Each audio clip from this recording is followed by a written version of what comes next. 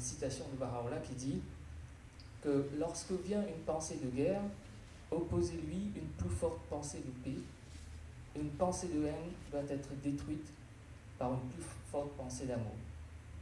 Et ce message est d'autant des plus optimistes. Il dit que rivalité, haine et intrigue entre nations, dans les sociétés, les animosités, les préjugés raciaux feront place à l'amitié, à la compréhension réciproque et à la coopération, à travers la bonne volonté de chacun et une nouvelle conscience, une conscience d'amour pour toute l'humanité. Merci. Merci, M. Rocher. Je profite de l'occasion puisqu'il a parlé de l'exposition qui se trouve donc dans le hall sur les êtres de paix. C'est vraiment ça, c'est les êtres paix en action qui ont incarné la paix. Et cette exposition donc sera ici jusqu'au 7 juillet, donc vous pouvez faire passer le message. Cette exposition, on a étudié les êtres de paix suivant 4 étapes importantes par rapport à la conscience, c'est-à-dire le bon sens, le choc éveilleur, la prise de conscience et l'expérience de la conscience. Donc voilà, c'est l'exposition qui se trouve dans le hall. Donc pour continuer cette table ronde, nous allons passer la parole à Madame Panot-Catherine, qui est porte-parole de France Tibet, et je lui donne la parole. Elle va mieux que moi te présenter France Tibet Réunion. Merci. Tout d'abord, je tiens à remercier l'école Soufi de m'avoir invité à cette table ronde pour présenter la spécificité du mode de pensée non violent des Tibétains, présenter également le drame dont ils sont victimes aujourd'hui dans leur pays, ainsi que nos actions pour la paix et la liberté du Tibet à l'île de la Réunion. En donc 3 temps, mon intervention parlera d'abord de l'association France Tibet, la situation, et évoquer comment à la Réunion, les Réunionnais agissent et peuvent agir encore pour la résolution non violente du conflit qui oppose les Tibétains au gouvernement de la RPC depuis près de 60 ans, et en préconisant le dialogue. C'est un mot qui est revenu souvent dans la bouche des précédents intervenants, et c'est vrai que France Tibet essaie de promouvoir ici et ailleurs inlassablement le dialogue entre le peuple chinois et le gouvernement chinois, et le peuple tibétain et le gouvernement tibétain en exil. Je vais tout d'abord vous lire un poème de Lasang Tsering, un poète exilé, donc jeune tibétain, qu'il a écrit en 2003. Pourquoi le Tibet? Cela ne concerne pas que les Tibétains. Cela concerne le vrai et le faux. Cela concerne la vérité et la justice. Cela concerne la tyrannie et l'oppression. Cela concerne la lutte entre le faible et le fort, et cela concerne le toit du monde. Alors aidez à libérer le Tibet. C'est une question de liberté, cela concerne aussi le reste du monde. La source des grandes rivières d'Asie, le Mékong, la Salween et le fleuve jaune, le Yangtze dont la Chine dépend tant, et au sud le puissant Brahmapoutre, l'Indus et la Sutlej, pour n'en citer qu'une poignée, le toit du monde ne concerne pas que les Tibétains. Alors aidez à libérer le Tibet. Cela concerne d'autres peuples par millions. Cela concerne aussi le toit du monde. Des décennies d'exploitation sauvage, des coupes claires dans les anciennes forêts immenses, une cupidité déchaînée et des exploitations de mines sans scrupules, le rejet des déchets chimiques et nucléaires. À cause de tout cela, l'écologie fragile du Tibet est détruite chaque jour. Le toit du monde est maintenant un danger global. Il ne suffit que d'un énorme tremblement de terre pour que les fleuves du Tibet qui donnent la vie répandent la mort. Aujourd'hui, le Tibet est aussi une base militaire immense. Il n'est plus une zone tampon, une zone de paix. Le danger du conflit entre l'Inde et la Chine ne doit pas être ignoré. Quand il sera trop tard, il concernera alors presque la moitié de l'humanité et pourrait bien engloutir le reste du monde. Alors aidez à libérer le Tibet avant qu'il ne soit trop tard. Aidez à libérer le Tibet, cela ne concerne pas que les Tibétains. Pour présenter France Tibet, je vous dirais d'abord que c'est une association de loi 1901 qui regroupe exclusivement des bénévoles et dont les objectifs sont principalement d'informer, d'éveiller les consciences, le public, sur la situation réelle et actuelle du Tibet, afin de sensibiliser les décideurs politiques pour qu'ils puissent promouvoir, auprès des décideurs politiques de la Chine, une solution pacifique à la question tibétaine. L'association invite également des témoins tibétains importants de la diaspora en exil, comme Tenzin Sundu, Palden Gatso, le vénérable Bagdro, qui était invité à la réunion et que vous avez eu l'occasion de rencontrer. Nous avons également des contacts régulièrement avec les autorités tibétaines, le Dalai Lama ou le Premier ministre du gouvernement en exil. Et les dernières actions de France Tibet sont un colloque et des expositions comme L'eau, trésor de l'Himalaya, présenté au pavillon de l'eau à Paris, ou également un débat au Forum mondial de l'eau sur la coopération régionale dans le domaine de l'eau en Asie du Sud-Est. Donc, comme le disait le poème, la question tibétaine dépasse largement les frontières. France Tibet, au niveau national, fait le lien entre toutes les actions des associations et des antennes régionales, comme celle de La Réunion, à travers son site internet www.tibet.fr.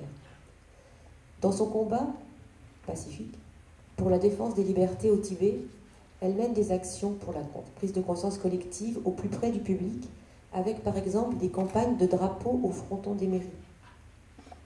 Donc bien sûr le drapeau du Tibet qui flotte sur certaines mairies de France et de pays européens. À La Réunion, une commune, en 2009, la commune de l'Étang-Salé, a accepté le 10 mars, donc qui est une date emblématique pour les Tibétains, a accepté de hisser le drapeau. Il est resté d'ailleurs quelques semaines. Chaque année, les deux dossiers, je l'envoie à toutes les communes de l'île de la Réunion.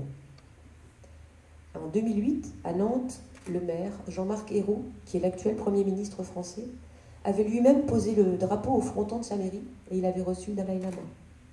Donc c'est un acte simple, pacifique, sans aucune violence, mais qui permet d'affirmer notre proximité, notre pensée, notre soutien à nos frères tibétains. Il existe une autre campagne que relaie France Tibet, c'est le parrainage de communes du Tibet par les municipalités françaises. À ce jour, 39 communes françaises et le 11e arrondissement de Paris on parraine une région ou une petite ville du Tibet ou des régions tibétaines. À La Réunion, notre volonté est essentiellement de prêter notre voix. Car comme le dit le Dalai Lama, tant que l'on parlera du Tibet, le Tibet vivra. Le silence actuel, la chape de plomb qui pèse sur ce pays, le fait qu'il soit actuellement dans un blackout total, puisque ni les touristes, ni les reporters, ni les groupes d'études des différents pays ne peuvent entrer au Tibet depuis le mois de janvier, font que ce silence est assez insupportable, car ce qui s'y passe, il se passe en dehors de notre regard, en dehors des lois, et cette violence, bien sûr, qui est faite aux Tibétains, est tout à fait insoutenable. Donc notre volonté est de prêter notre voix aux Tibétains qui en sont privés. Alors que les médias du monde gardent le silence et que la propagande de la RPC affirme que tout va bien, la France, qui est le pays des droits de l'homme et de la liberté d'opinion et d'expression, nous n'hésitons pas donc à mettre nos droits, puisque nous en jouissons pleinement, à les mettre au service des Tibétains qui n'ont aucun droit. Nos moyens de communication pacifiques sont la diffusion d'informations sur Internet, avec des lettres d'information diffusées par mailing, les réseaux sociaux avec Facebook, et la sollicitation d'appui du monde politique et associatif pour relayer ces informations que vous ne voyez pratiquement jamais dans les médias, les télévisions, les journaux et les radios du monde. Nous organisons aussi des événements un peu, on va dire, ou festifs, ou nous créons des événements qui permettent de parler de cette cause, comme par exemple l'ascension du Piton des Neiges au moment de l'anniversaire du Dalai Lama, ou prochainement un prochain tour de l'île en vélo pour le Tibet. Toutes nos actions respectent l'éthique de non-violence des Tibétains, qui est profondément ancrée dans la culture bouddhisme, de ce bouddhisme tibétain, qui exclut toute violence faite aux autres. Et on verra par la suite que cette violence, malheureusement, les Tibétains la retournent plutôt contre eux-mêmes, plutôt que de la retourner contre autrui. Donc nous respectons l'éthique de la non-violence, comme le réclame le Premier ministre récemment élu de façon démocratique, le docteur Lobsang Sangay. Voilà ses propos. Je demande à tous, à travers le monde, d'effectuer ces manifestations dans le calme, en accord avec les lois en vigueur dans vos pays respectifs et avec dignité. C'est ce que nous faisons. Toutes nos interventions sont faites avec beaucoup de respect pour le peuple chinois. Jamais nous ne disons de mal, nous n'insultons les Chinois ou le peuple chinois. Nous incitons au dialogue, à la compréhension mutuelle, à la compassion, puisque toute personne a droit au bonheur, aussi bien les Tibétains que les Chinois, bien sûr. De la même manière, lorsque débutent des actions, comme les prochaines étapes du Tour de France cycliste, puisqu'il y a une action Tibet qui est mise en place, une charte est publiée sur les réseaux sociaux qui rappelle le premier principe de non-violence à appliquer. Donc, dire la vérité, être présent avec des drapeaux, avec des images du Dalai Lama ou des Tibétains, mais ne jamais être dans l'agressivité, qu'elle soit verbale ou autre. Donc vous savez tous ce qui se passe au Tibet aujourd'hui. Vous savez qu'aujourd'hui, déjà depuis les 2 dernières années, 41 personnes se sont immolées par le feu.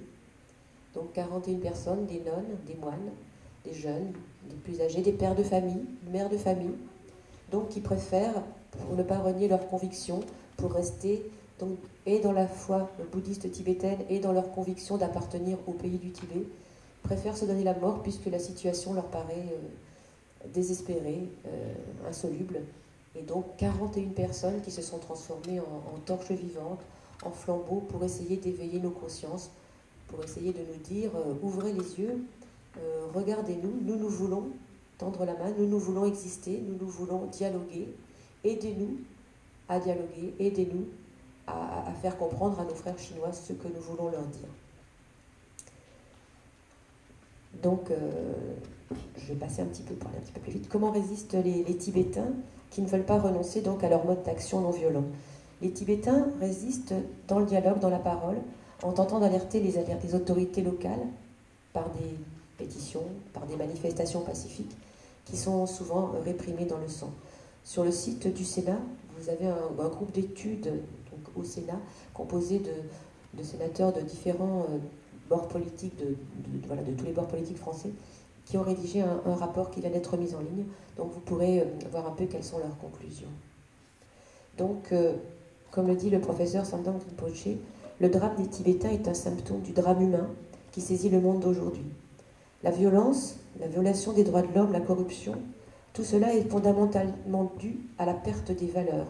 Les gens ont oublié la spiritualité et ne sont préoccupés que par l'argent, l'économie, les biens matériels ou les plaisirs sensuels qui passent pour être l'essence de l'homme, ce qui détruit sa véritable nature.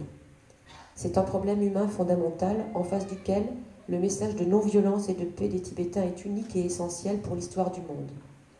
Le Tibet ne concerne pas que les Tibétains, cela concerne aussi le toit du monde. À La Réunion, quel apport donc, de quels apports pouvons-nous être forts? Eh bien, dans son nom même, Réunion, mais les précédents intervenants l'ont déjà dit, La Réunion porte un message unique de savoir-vivre ensemble et d'unité. Cette petite terre où tout le monde de toutes les époques est venu d'ailleurs est un creuset de métissage, de cohabitation et de tolérance. Toutes les cultures coexistent et sont mises en valeur. Nous trace toute nation. Prenons l'exemple du Maloya, musique issue de la souffrance et de l'asservissement du temps de l'esclavage et de la colonisation.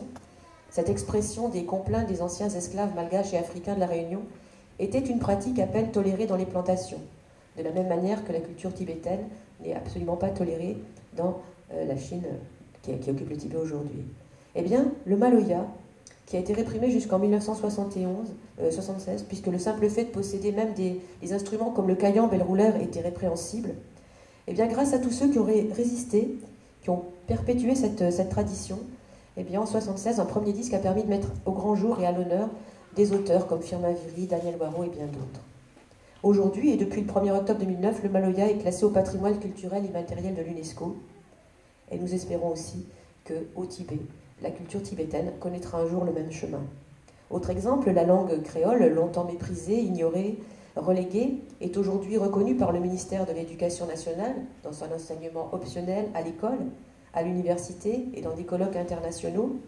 La vitalité de cette langue aujourd'hui dans la vie quotidienne, dans les médias, dans la création artistique, témoigne de la force de résistance des Réunionnais qui ont su la préserver, la faire vivre, la perpétuer et la faire reconnaître au plus haut niveau comme un apport unique et essentiel de la culture réunionnaise. La Réunion, notre fierté, partageons cette victoire de la culture réunionnaise et espérons que la langue tibétaine aura elle aussi le même chemin, le même parcours. La Réunion a besoin de sa culture Sega Maloya, comme le dit un chanteur réunionnais.